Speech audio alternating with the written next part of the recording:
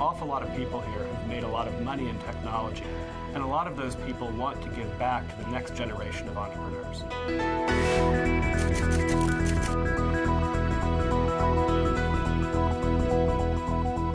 Hello, I'm Chris Cashman. Welcome to News on Main, the place to get connected with the latest small business news. Kiplinger's Personal Finance rated Austin, Texas, #1 on its best cities for the next decade list. Smack in the middle of the action is the Austin Technology Incubator that works with early stage companies to increase their odds of success. In Smart Business, the director of ATI explains why Austin is the ideal place for startups.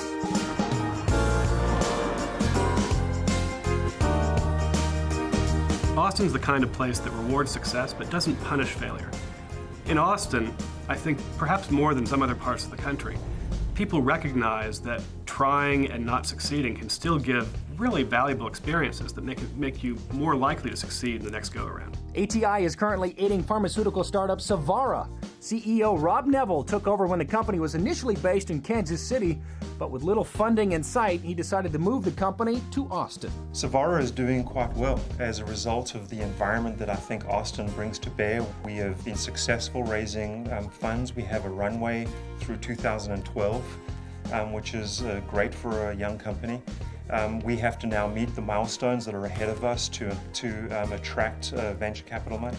Being in the business of developing next-generation respiratory therapeutics is no walk in the park. The interesting thing in the life science space versus the engineering space that I came from is each stage of development could fail.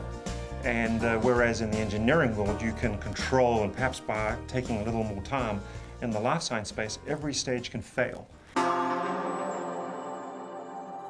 After selling his first company back in 2000, a stroke left Rob paralyzed from the neck down.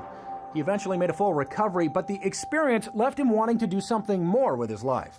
So one of my personal missions for my own life is to leave an impact on the world, and the life sciences industry is a way to do that, as opposed to building the next widget for an iPhone. Nothing wrong with doing that, but for me, I wanted to do something that would be significant and would personally leave a mark on marginalized people. These are the lost, the hurting, the let down people in the world. And Savara was that opportunity for me. Rob tells us that assuming everything goes as planned, Savara will begin phase 1 clinical trials in 2011. Medical startups are gaining more attention and funding. You can read more about it in our medical entrepreneurship article at businessonmain.msn.com. With Black Friday less than 3 weeks away, what's the forecast for this critical shopping season? Holiday market research from the NPD reveals even though the recession is technically over, consumers are still spending with caution. We asked small businesses around the country to share their tactics for attracting customers. The Scholastic Children's Bookstore in New York City is implementing several creative strategies, including providing their sales associates with mobile payment devices so customers don't ever have to stand in line. Genius. A lifestyle design store out of Cincinnati called High Street has its annual Black Friday White Russian party.